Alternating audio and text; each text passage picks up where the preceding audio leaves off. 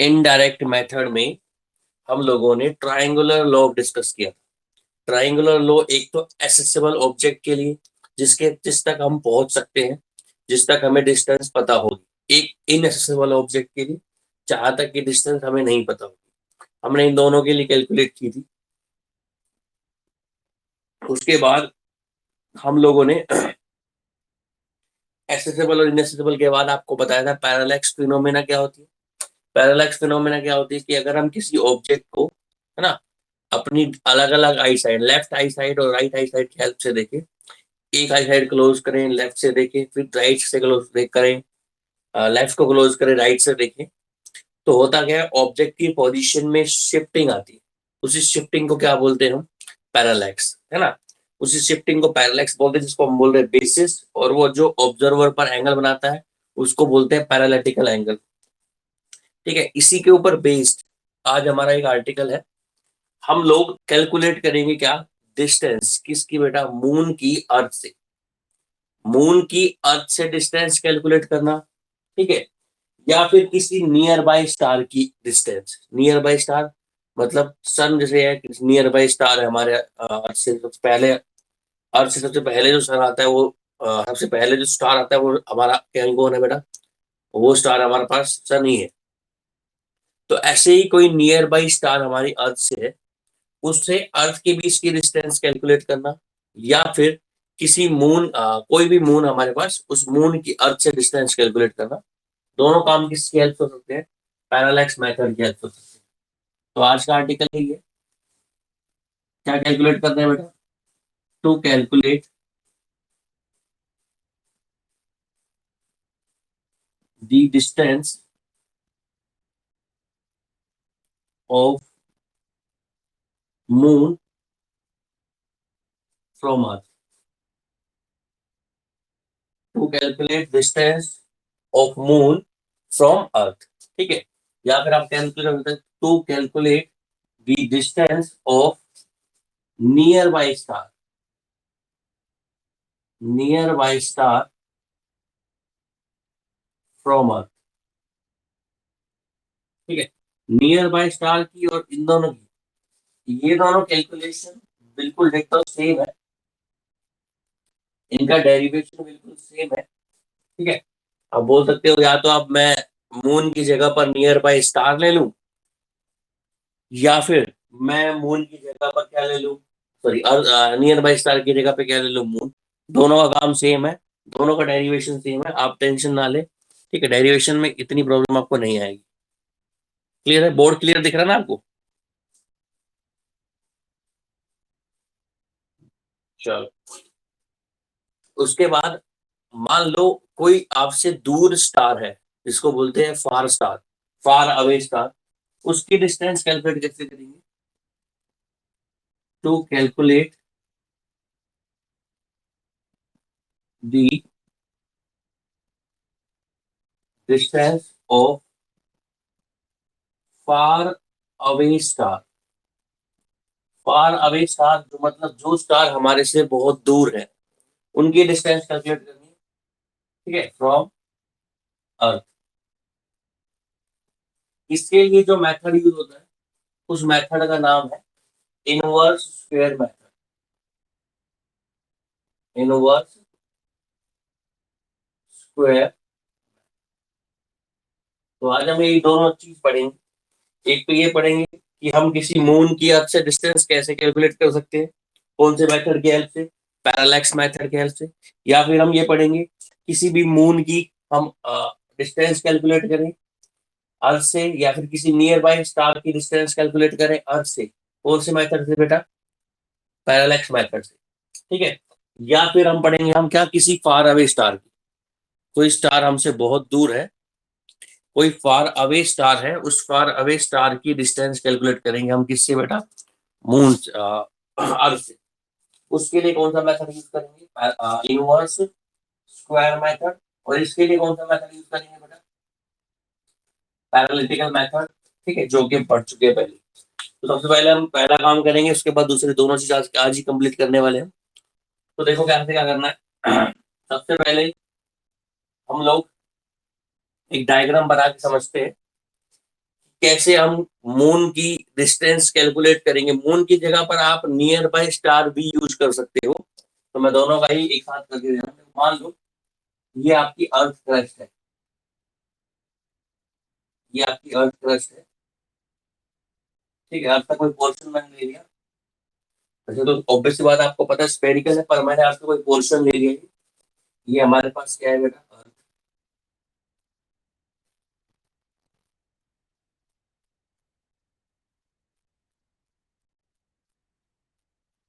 ठीक है, अर्थ से आप लोगों को मून की डिस्टेंस कैलकुलेट करनी है। और मैं इमेजिन कर लेता हूँ बेटा, मून है यहाँ पर है, मून की जो लोकेशन है वो यहाँ पर है। ये हमारे पास मून है, ठीक है। इसकी लोकेशन यहाँ पर, ये अर्थ है और ये मून है। अर्थ से मून के बीच की डिस्टेंस कैलकुलेट करनी है। कौन से मेथड का यूज करके? पैरालैक्स मेथड का यूज करके। इस मून की जगह पर कोई नियर बाय स्टार भी हो सकता है, नियर बाय स्टार। एग्जाम है ना, आपसे पूछेगा, क्या ये पूछेगा कि क्या नियर बाय स्टार की डिस्टेंस कैलकुलेट करनी है, कौन से मेथड से होगी? आपसे सीधा क्वेश्चन नहीं पूछेगा। Which method is use to calculate the distance of nearby star? आप लिखोगे सीधा पैरालैक्स मेथड। या which method is use to calculate the distance of moon from the earth? तब भी कौन सा मेथड यूज करोगे? Parallax method. दोनों में सेम यूज होगा, ठीक है। देखो, मान लो मैं जहां पे खड़ा हूं वही अर्थ का सरफेस है, ठीक है। यहां से मुझे मून तक की डिस्टेंस कैलकुलेट करनी है ना। मून की डिस्टेंस कैलकुलेट करनी है। मान लो आप इस पोजीशन पर खड़े हो, इस लोकेशन पर आप यहाँ पर खड़े हो, आपके पास एक डिवाइस तो होगा। कौन सा डिवाइस? जो एंगल मेजर करेगा, उस डिवाइस का नाम है सेक्सटेंट। आप यहाँ पर खड़े हो, ठीक है, यहाँ पर खड़े हो, ये आपका मून है।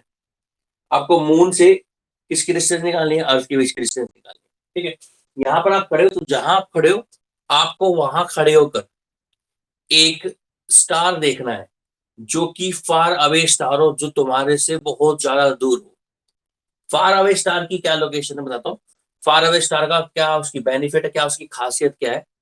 जैसे हम यहाँ पर खड़े हैं और हम किसी बहुत दूर वाले स्टार को देखते हैं, तो वो बिल्कुल हमारे को हमारे सिर के ऊपर नजर आएगा।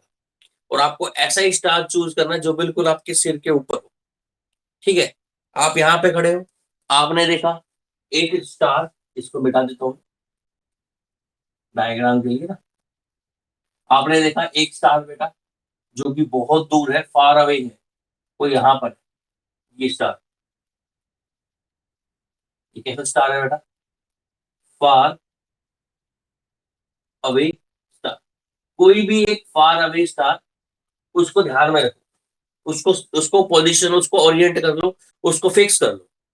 वो काम करेगा आपकी मून से अर्थ के बीच की डिस्टेंस कैलकुलेट कराने में, ठीक है। तो आपने फार अवे स्टार देख लिया। जैसे ही आप फार अवे स्टार देखोगे बेटा, चूज करोगे, है ना, आपको पता लगेगा वो फार अवे स्टार बिल्कुल आपके हेड के ऊपर है, मतलब बिल्कुल आपके सिर के ऊपर है ये फार अवे स्टार। और आपने ये चीज प्रैक्टिकली ऑब्जर्व भी की होगी कि जो फार अवे स्टार होते हैं, जो बिल्कुल हमारे सिर के ऊपर होते हैं, हम वहां से कितनी ही आगे चले जाए, मान लो मैं यहाँ खड़ा हूँ, वो फार अवे स्टार यहाँ है ना, मैं थोड़ा इधर चला जाता हूँ तो फार अवे स्टार भी साथ साथ चलता है, क्योंकि उसकी डिस्टेंस मुझसे बहुत ज्यादा दूर है। तो मैं अगर 100 मीटर, 200 मीटर या 1 किलोमीटर इस साइड भी चला जाऊँ ना, तो भी वो फार अवे स्टार मेरे को कहाँ नजर आएगा? सिर के ऊपर ही नजर आएगा। मान लो अभी आप यहाँ पर हो, तो फार अवे स्टार आपको यहाँ नजर आएगा। कुछ टाइम बाद मान लो यहाँ पर आ गए आप, इस पॉइंट पर आ गए आप, इस लोकेशन पर आ गए, इस पॉइंट ए से कहाँ पर आ गए, इस पॉइंट बी पर आ गए, तब भी ये फार अवे स्टार आपको कहाँ नजर आएगा बेटा? आपके सिर के ऊपर, टॉप पर ही नजर आएगा। ये खासियत है उस फार अवे स्टार की। इसलिए हमने एक ऐसा स्टार चूज किया है जो हमसे बहुत दूर है। क्लियर है? बात समझ में आई? ठीक है। तो आप अपनी लोकेशन चेंज करोगे, तो लोकेशन चेंज करने के बाद भी आपके सिर पर ही रहेगा वो फार अवे स्टार, ठीक है। आपको दो लोकेशन मिल गई, एक लोकेशन ये ए, एक लोकेशन ये भी। अब आपके पास एक डिवाइस है, जिस डिवाइस का नाम हमने रखा है सेक्सटेंट। उस सेक्सटेंट डिवाइस की हेल्प से आप लोग क्या करोगे, आप लोग उस फार अवे स्टार और इस मून के बीच में एंगल मेजर करोगे।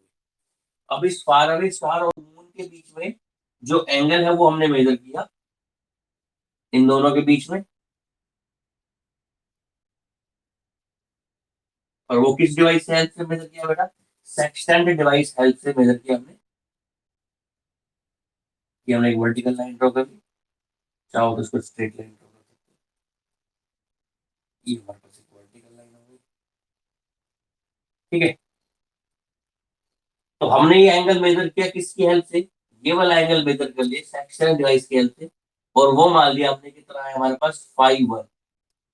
कितना एंगल आया बेटा, 5 1। सेम जब आप इस लोकेशन पर पहुंचोगे, फिर उसी डिवाइस की हेल्प से, सेक्शन डिवाइस की हेल्प से आप ये वाला एंगल मेजर कर लो, और ये वाला एंगल कितना आ जाएगा आपके पास बेटा, 5 2। आपके पास दो एंगल आ गए। एक एंगल आपके पास कितना आ गया, 5 1 आ गया, और एक एंगल कितना आ गया आपके पास, 5 2। 5 1 वो एंगल है जो आपने लोकेशन ए पर बैठकर मून के और अर्थ स्टार, मून के और फार अवे स्टार के बीच में मेजर किया। 5 2 वो एंगल है जो आपने दूसरी जगह बैठकर मून के बीच में और अर्थ फार अवे स्टार के बीच में मेजर किया है। किसकी हेल्प से बेटा, सेक्सटेंट डिवाइस की हेल्प से। अब देखो ये 5 1 है, तो ये वाला एंगल कौन सा एंगल हो गया हमारे पास, अल्टरनेट एंगल। ये एंगल पे कितना होगा हमारे पास, 5 1 हो जाएगा। ये सुनो, और ये वाला एंगल कितना हो जाएगा बेटा, 5 2। ये वाला एंगल कितना हो जाएगा, 5 2 हो जाएगा। इसको मून बोल दिया एम, ये पॉइंट ए है, ये पॉइंट बी है। ध्यान से देखो इस लोकेशन को, इस सिचुएशन को बाहर निकालना मैं यहाँ से। ये हमारे पास मून है,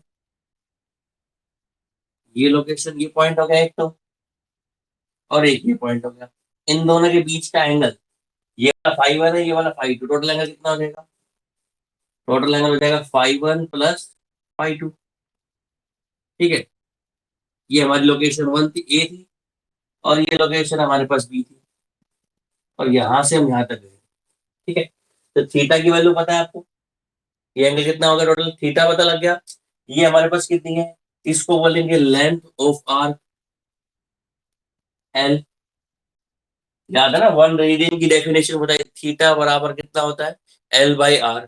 ये हमारे पास क्या हो गई, रेडियस। ये हमारे पास क्या हो गई, रेडियस। तो कौन सी इक्वेशन यूज करेंगे, यूजिंग यूजिंग इक्वेशन, क्या यूजिंग फॉर्मूला। कौन सा फॉर्मूला यूज करेंगे बेटा, थीटा बराबर length of arc upon what, upon radius. Length of arc upon radius. कुछ पूछ रहे हो बेटा,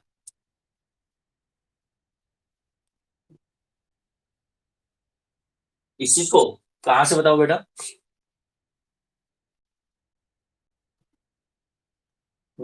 देखो, आपको करना क्या है, ये आपकी अर्थ है, अर्थ से आपको मून के बीच की डिस्टेंस को कैलकुलेट करना है। तो आप अर्थ के किसी भी एक लोकेशन पर आ जाओ, ए पॉइंट पर। मान लो मैं यहाँ खड़ा हूँ, ये अर्थ की कोई एक पोजीशन ले ली। अब यहाँ पर खड़े होकर आपको एक स्टार चूज करना है जो आपसे बहुत दूर हो। मैंने वो स्टार चूज कर लिया, फार अवे स्टार, वो मुझसे बहुत दूर है। ठीक है, जैसे ये वाला एक्सपेरिमेंट इवनिंग में हो सकता है, कि जब तक स्टार नहीं होंगे तब तक ये आप मेथड अप्लाई नहीं कर सकते। तो आपने वो स्टार चूज किया जो बिल्कुल आपके सिर के ऊपर। ठीक है, वो फार अवे स्टार है। आप उससे इधर से भी शिफ्ट हो जाओ, चाहे इधर शिफ्ट हो जाओ, वो स्टार आपको हमेशा आपके सिर पर नजर आएगा। ठीक है, फार अवे स्टार की ये खासियत होती है। आप बिल्कुल, आप इधर भी जाओगे तब भी आपको नजर आएगा कि स्टार ऊपर है। इस तरफ आ जाओगे तो भी आपको नजर आएगा स्टार ऊपर है। तो पहले आप लोकेशन ए पे गए, स्टार आपके ऊपर था, फार अवे स्टार, और ये आपका मून था। सेक्सटेंट की हेल्प से हम लोगों ने किसकी वैल्यू निकाल ली, एंगल की वैल्यू निकाल ली। किस किस के बीच में, फार अवे स्टार और मून के बीच में कितना एंगल आ गया आपके पास, 5 1। ऐसे ही इस लोकेशन पर गए, सेम स्टार हमारे ऊपर ऊपर फार अवे स्टार ऊपर था, और मून हमारे पास यहाँ था। सेक्सटेंट की हेल्प से हमने कौन सा एंगल निकाल लिया बेटा, 5 2। 5 1 एंगल निकल गया, 5 2 एंगल निकल गया। अंदर के दोनों एंगल देखो, अल्टरनेट एंगल है। तो ये 5 1 है, तो ये भी किसके इक्वल होगा, 5 1 के इक्वल। ये 5 2 ये भी किसके इक्वल होगा, 5 2। तो 5 1 प्लस 5 2, टोटल एंगल कितना हो गया हमारे पास, 5 1 प्लस 5 2। क्लियर है। अब देखो ये हमारे पास क्या बन गया, एक सर्कल की है तो आर्क हो गई, ये सर्कल की क्या होगी, रेडियस, और ये सर्कल का क्या होगा, एंगल। एक फॉर्मूला पता है हमको, थीटा बराबर क्या होता है, एल बाई आर। थीटा मतलब एंगल। एंगल किसके बराबर होता है, length of arc upon radius. Radian वाले केस में हमने पढ़ा था। अब लेंथ ऑफ आर्क कितनी है, ये एल। थीटा बराबर कितना आ जाएगा, देखो अब थीटा की वैल्यू बात करें हम, इस वाले केस में थीटा की वैल्यू कितनी है, five one plus five two. Theta की वैल्यू आपके पास five one plus five two बराबर, ये थीटा की वैल्यू हो गई। ठीक है, लेंथ ऑफ आर्क ए से लेकर कहां तक की डिस्टेंस, बी तक की डिस्टेंस, वो किसके बराबर है बेटा, एल के बराबर। और रेडियस इसकी डिस्टेंस यहाँ से लेकर यहाँ तक की डिस्टेंस को क्या बोलते हैं हमने, आर। अब देखो फाइव वन और फाइव टू, इन दोनों की वैल्यू आपने मेजर करी कौन से डिवाइस की हेल्प से, सेक्सटेंट की हेल्प से। वहां से वो डिवाइस से five one five two measure हो गया। एल क्या है, एल लेंथ है, यहां से लेकर यहां तक की डिस्टेंस। मतलब आप अर्थ के किसी एक पॉइंट पे खड़े थे, जब फार अवे स्टार देखा आपने, फिर आप शिफ्ट होकर दूसरे पॉइंट पे गए, फिर आपने फार अवे स्टार देखा, तो आपको नोटिस करना है कि आप यहाँ से यहाँ तक कितनी डिस्टेंस पे चले, 10 किलोमीटर, 100 किलोमीटर, 50 किलोमीटर, या 20 किलोमीटर, या 20 मीटर, या 100 मीटर, जो भी डिस्टेंस आपने कवर करी, वो डिस्टेंस की वैल्यू कितनी देगी आपके पास, एल। मतलब करना कुछ नहीं है, आप यहाँ पे खड़े हो, यहाँ पे खड़े होके फार अवे स्टार देखो, मून देखो, उसके बीच में एंगल निकालो, कितना आया एंगल, फाइव। फिर शिफ्ट हो जाओ आप यहाँ से, मान लो 1 किलोमीटर उधर चले गए, फिर आपने फार अवे स्टार देखा, मून देखा, वहां से एंगल निकाला, कितना है, फाइव टू। फाइव वन और फाइव टू दोनों की वैल्यू आ गई। यहाँ से वहां तक कितनी डिस्टेंस पे गए हो आप, 100 मीटर डिस्टेंस पे गए हो, तो 100 मीटर किसकी वैल्यू देगी बेटा आपके पास, एल की। आर क्या है, मून के बीच में और अर्थ के बीच में ये डिस्टेंस, मून और अर्थ के बीच में जो डिस्टेंस है वो हमारे पास आर है, इसी को हमें कैलकुलेट करना है। तो आर क्या है, आर हमारे पास क्या है, distance, distance of moon from earth. ये है क्या हमारे पास बेटा, हमें आर की वैल्यू निकालनी थी। तो आर की वैल्यू क्या हो जाएगी इस इक्वेशन से, आर बराबर हो जाएगा L upon five one plus, तो इस फॉर्मूले की हेल्प से आप लोग फाइंड आउट कर सकते हो डिस्टेंस, किसकी डिस्टेंस बेटा, कोई नियर बाय स्टार या फिर मून की, किससे बेटा, अर्थ से। ठीक है, ये होप तो समझ में आया होगा सबको, इसमें किसी को डाउट। चलिए, इसके बाद मैंने आपको बताया था, ये तो हो गया far away, sorry near by star या फिर मून के बीच की अर्थ निकाला, डिस्टेंस निकाला। अगर आपको ऐसा स्टार दे दूं जो स्टार आपसे बहुत दूर है, मतलब फार अवे स्टार है, बहुत दूर है आपसे, तो उस फार अवे स्टार की जो डिस्टेंस निकलेगी, उस मेथड का नाम क्या है, इनवर्स स्क्वायर मेथड। क्या नाम है बेटा मेथड का, इनवर्स स्क्वायर मेथड। तो अगला आर्टिकल किसका है बेटा, अगला आर्टिकल ये इनवर्स स्क्वायर मेथड। देखो जिसने पहली क्लास ली थी मेरी, उसको इनवर्स स्क्वायर का मतलब पता होगा। इनवर्स स्क्वायर का मतलब मैंने आपको बताया था, जैसे हमने ग्रेविटेशनल फोर्स पढ़ा था और हमने इलेक्ट्रोस्टैटिक फोर्स पढ़ा था, मैंने वहां पर आपको बताया था कि अगर फोर्सेस की बात करें तो फोर्स जो होता है डिस्टेंस के इनवर्सली प्रोपोर्शनल होता है। इनवर्स स्क्वायर मेथड को फॉलो करता है, मतलब अगर आप डिस्टेंस को बढ़ाओगे तो फोर्स की वैल्यू कम होगी, और डिस्टेंस को घटाओगे तो फोर्स की वैल्यू क्या होगी, ज्यादा होगी। यहाँ पर वही मेथड यूज होने वाला है। ठीक है, इस मेथड का भी नाम क्या है, इनवर्स स्क्वायर मेथड। पर यहाँ पर ये मेथड यूज होगा किसके लिए बेटा, ये मेथड यूज होगा to calculate the distance of कौन से star, far away star, distance of far away star from earth से। जो फार अवे स्टार है, जो बहुत दूर स्टार है, उनकी डिस्टेंस को मेजर करने के लिए हम लोग कौन से मेथड का यूज करेंगे बेटा, सॉरी, उसकी डिस्टेंस को यूज करने के लिए हम लोग कौन से मेथड का यूज करेंगे, हम लोग मेथड का यूज करेंगे कौन सा मेथड, इनवर्स स्क्वायर मेथड। इसका मेथड यूज करेंगे बेटा, इनवर्स स्क्वायर मेथड। क्लियर है, सब लोगों को बात समझ में आई कैसे करना है तो। समझते हैं इसको कि किस पर क्या लॉजिक लगेगा, क्या इस पर मेथड लगेगा, उस मेथड को समझते हैं। मान लो बेटा ये आपका अर्थ है, ये सपोज करो आपका अर्थ सरफेस,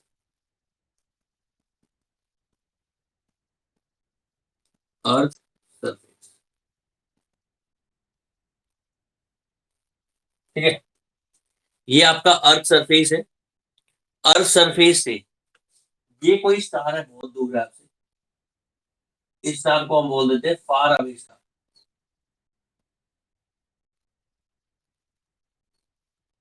जो हमसे बहुत ज्यादा दूर है। मुझे अर्थ के सरफेस से इस फार अवे स्टार की डिस्टेंस कैलकुलेट करनी है, ठीक है। इस मेथड को कहेंगे, कौन सा मेथड बोलेंगे?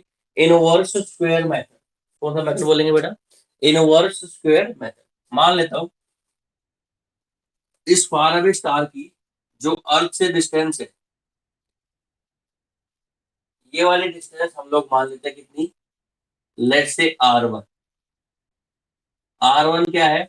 Distance of the far away star from the अर्थ, ठीक है। अब हम क्या करेंगे? अब हम जैसे कि हमने पैरेलैक्स मेथड से नियर बाय स्टार की डिस्टेंस कैलकुलेट कर ली है, पैरेलैक्स मेथड से नियर बाय स्टार की डिस्टेंस कैलकुलेट कर ली, तो हम एक और स्टार लेंगे यहाँ पर जो कि अर्थ से नियर बाय है। ये है कौन सा डिस्टेंस? ये है नियर बाय स्टार। तो एक तो फार अवे स्टार ले लिया, इस फार अवे स्टार को बोल देते हैं एस स्टार, और नियर बाय स्टार को बोल देते हैं एस। इससे जो अर्थ की डिस्टेंस है, इस डिस्टेंस को बोल देते हैं बेटा हम R2। और ये डिस्टेंस तो हम कैलकुलेट कर सकते हैं नियर बाय स्टार की। कौन से मेथड से कैलकुलेट कर सकते हैं? पैरेलैक्स मेथड से, जो कि अभी हम एक पिछले आर्टिकल में अभी पढ़ कर आए हैं जस्ट। तो ये डिस्टेंस हमने कैलकुलेट कर ली, R1 की वैल्यू कैलकुलेट कर ली, कौन से मेथड की हेल्प से? पैरेलैक्स की। अब इसकी हेल्प से हम R1 की वैल्यू निकालेंगे। अब सुनो कहानी क्या है। देखो स्टार है, स्टार अपने अंदर से लाइट इमिट करेगा, और जब स्टार अपने अंदर से लाइट इमिट करेगा तो लाइट की जो इंटेंसिटी है, इंटेंसिटी का मतलब क्या होता है? इंटेंसिटी का मतलब होता है कि मान लो ये आपके पास बल्ब है, ठीक है, इस बल्ब से लाइट की रेडिएशन बाहर निकल रही है, बल्ब से रेडिएशन क्या निकल रही है? बाहर। तो यहाँ पर आपने कोई छोटा सा एरिया बना दिया, आपने एक एरिया बना दिया, इस एरिया में से कितनी लाइट की एनर्जी पास हो रही है, इस एरिया में से कितनी लाइट की एनर्जी पास हो रही है, उस एनर्जी को क्या बोलते हैं? इंटेंसिटी। एग्जांपल देखो, मान लो कि बेटा ये आपका कोई बल्ब है, इलेक्ट्रिक बल्ब, या कोई स्टार है, या कोई source of energy light emit करने वाला कोई सोर्स है। इसने सोर्स ने लाइट को इमिट किया, और लाइट की एनर्जी इस एरिया में से पास होगी। कितनी एनर्जी इस एरिया में से पास होगी, उस एनर्जी को क्या बोलेंगे हम? Intensity of the light. क्या बोलेंगे बेटा? तो इंटेंसिटी ऑफ द लाइट की डेफिनेशन देना चाहो तो समझ सकते हैं। मान लो ये हमारे पास कोई सोर्स ऑफ लाइट है, और यहाँ सामने मैंने एक एरिया कंसीडर कर दिया। इस एरिया में से एक सेकंड में इस एरिया की वैल्यू अगर मान लो 1 मीटर स्क्वायर है, कितनी है? 1 मीटर स्क्वायर। इस एरिया में से एक सेकंड में जितनी लाइट की एनर्जी पास होगी इस सोर्स के अंदर से, सोर्स से लाइट निकली, ये सोर्स लिया, सामने मैंने एक एरिया लगा दिया, एरिया की वैल्यू कितनी है? 1 मीटर स्क्वायर। उस एरिया में से लाइट की जितनी एनर्जी पास होगी, उस एनर्जी को बोलेंगे हम इंटेंसिटी। क्या बोलेंगे? इंटेंसिटी। डेफिनेशन चाहो तो इंटेंसिटी की नोट कर सकते हो। इंटेंसिटी की डेफिनेशन क्या होगी बेटा? The amount of light energy, the amount of light energy passes through per unit area, per unit area in per unit time।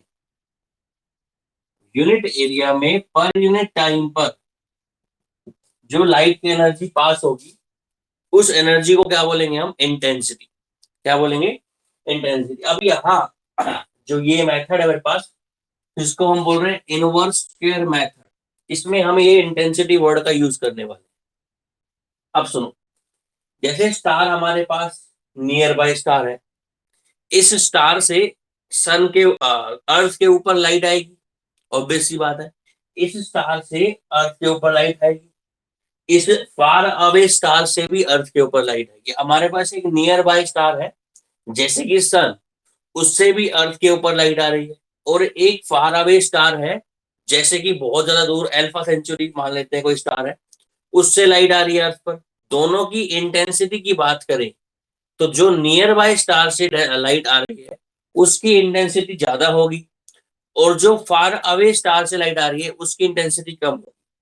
और जो लाइट की इंटेंसिटी होती है वो डिपेंड करती है डिस्टेंस पर, वो है inversely proportional to the square of distance. मतलब जैसे जैसे आप डिस्टेंस दूर करते जाओगे, चार्ज पार्टिकल को दूर करते जाओगे, सन से और अर्थ के बीच की डिस्टेंस को दूर करते जाओगे, वैसे वैसे जो लाइट एनर्जी है उसकी जो इंटेंसिटी है वो कम होती जाएगी। तो हम बोल सकते हैं, क्या चीज बोल सकते हैं बेटा, हम बोल सकते हैं तो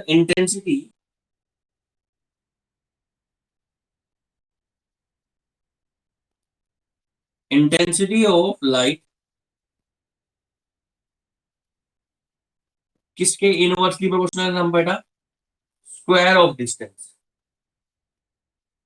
किसके इनवर्सली प्रोपोर्शनल है बेटा, स्क्वायर ऑफ डिस्टेंस। मतलब अगर आप डिस्टेंस को बढ़ाओगे तो इंटेंसिटी जो है वो घटेगी। वन अपॉन कितना आ जाएगा, वन अपॉन आर स्क्र या एक्स स्क्र बोल सकते हो, आर स्क्र। डिस्टेंस को आप बढ़ा रहे हो, इंटेंसिटी की वैल्यू कम होगी, और किस पे डिपेंड कर रही है बेटा, उसके स्क्वायर पे डिपेंड कर रही है। किस पे डिपेंड कर रही है, उसके स्क्वायर पे डिपेंड कर रही है। तो देखो इसी के अंदर क्या करेंगे हम पहले कैलकुलेट कर लेंगे। अच्छा सुनो एक बात और, जैसे सन बहुत दूर है, उससे जो लाइट आ रही है अर्थ के ऊपर, अर्थ के ऊपर हम कैसे कैलकुलेट करेंगे भाई इंटेंसिटी कितनी आ रही है। इंटेंसिटी कैलकुलेट करने के लिए एक डिवाइस होता है, एक मीटर होता है, ठीक है। वो क्या काम करता है, वो उसको बोलते हैं हम एब्जॉर्बर बोलते हैं, मीटर बोलते हैं, डिटेक्टर भी बोल देते हैं। डिटेक्टर क्या काम करता है, उसमें लाइट फॉल होती है, फॉल होने के बाद उसके अंदर पर यूनिट एरिया लगे होते हैं, सेंसर लगे होते हैं, सेंसर बताते हैं कि उसमें से कितनी लाइट एनर्जी पास हो रही है। तो डिटेक्टर की हेल्प से हम इंटेंसिटी कैलकुलेट करेंगे। तो पहले हम इंटेंसिटी किस वाले स्टार की निकालेंगे, नियर बाय स्टार की निकालेंगे। फिर हम इंटेंसिटी किसकी निकालेंगे बेटा, फार अवे स्टार की डिस्टेंस इंटेंसिटी निकालेंगे।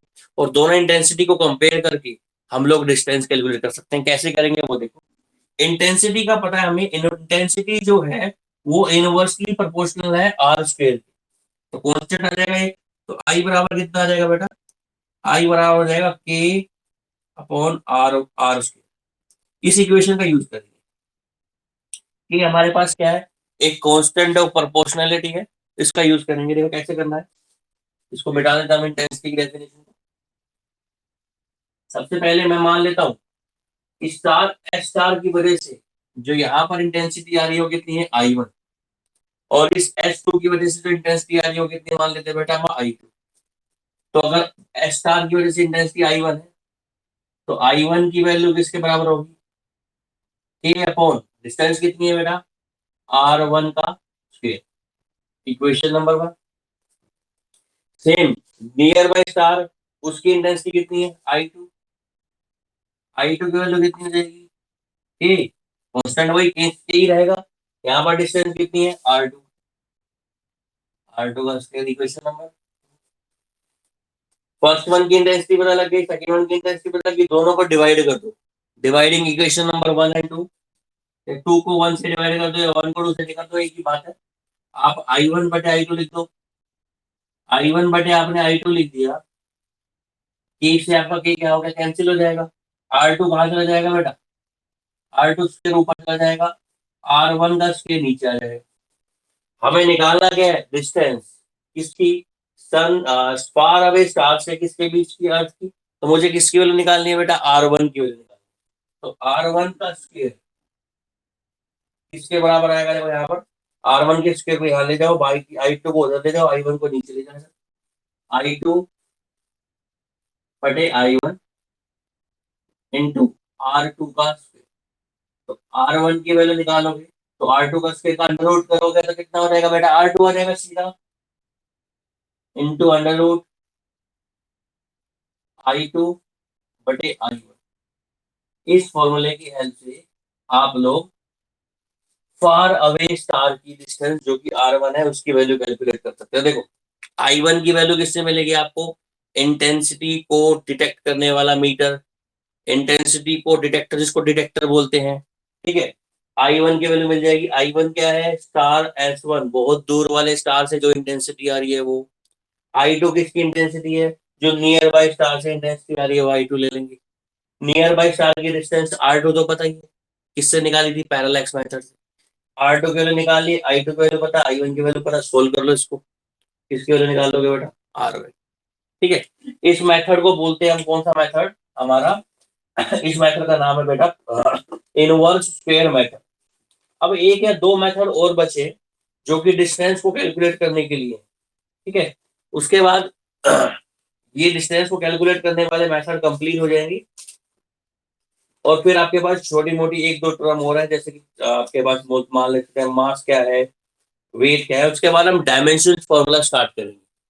डायमेंशन फॉर्मूला यू मान के चलो इस चैप्टर का मेन पोर्शन है, जो कि आपको सीधा ले जाएगा आईआईटी और पीएमटी से लिंक कराएगा। ठीक है। उस पर आपको हार्ड वर्क भी ज्यादा करना पड़ेगा उन डायमेंशन फॉर्मूला में, उनमें आप लोगों को क्वेश्चन ज्यादा करने पड़ेंगे। ठीक है। तो आज के लिए बेटा इतना ही था। अभी किसी बच्चे को कोई डाउट हो तो पूछ सकता है।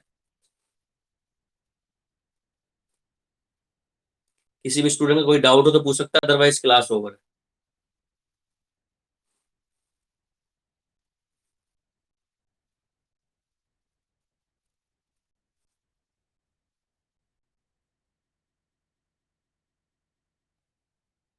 क्या चीज बेटा?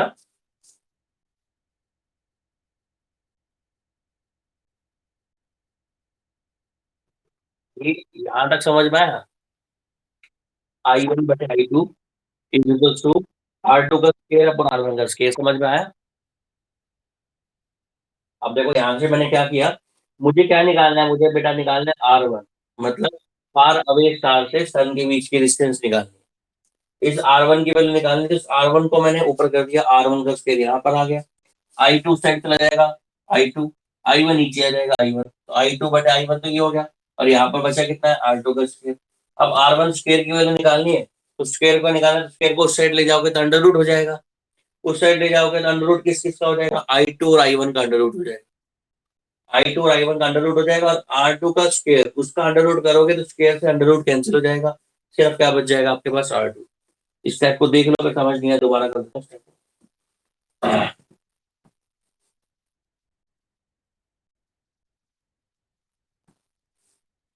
मुझे किसकी वैल्यू निकालनी है बेटा? मुझे R1 की वैल्यू निकालनी है। तो R1 को साइड ले जाता हूँ, क्रॉस मल्टीप्लाई करो, चाहे कैसे कर लो। ये हो जाएगा R1 का स्क्वायर बराबर कितना रहेगा बेटा? I2, I2 ऊपर चला गया, I1 नीचे आ जाएगा, अपॉन I1 इंटू में R2 का स्क्वायर। अब ये R1 का स्क्वायर है, दोनों साइड अंडर रूट ले लो। R1 का स्क्वायर, इसका अंडर रूट लो, अंडर रूट ले लिया इस पूरे का, I2 अपॉन I1 इंटू में R2 का स्क्वायर, अंडर रूट ले लिया। R1 का स्क्वायर है, उसका अंडर रूट, स्क्वायर से अंडर रूट कैंसिल हो जाता है, क्या बचता है? R1। R2 के स्क्वायर से अंडर रूट कैंसिल हो जाएगा, क्या बचेगा? R2। अंडर रूट कितना बचेगा? I2 बचेगा। सेम चीज। ठीक है। हाँ भाई, और पूछो, अदरवाइज क्लास ओवर है, जा सकते हो।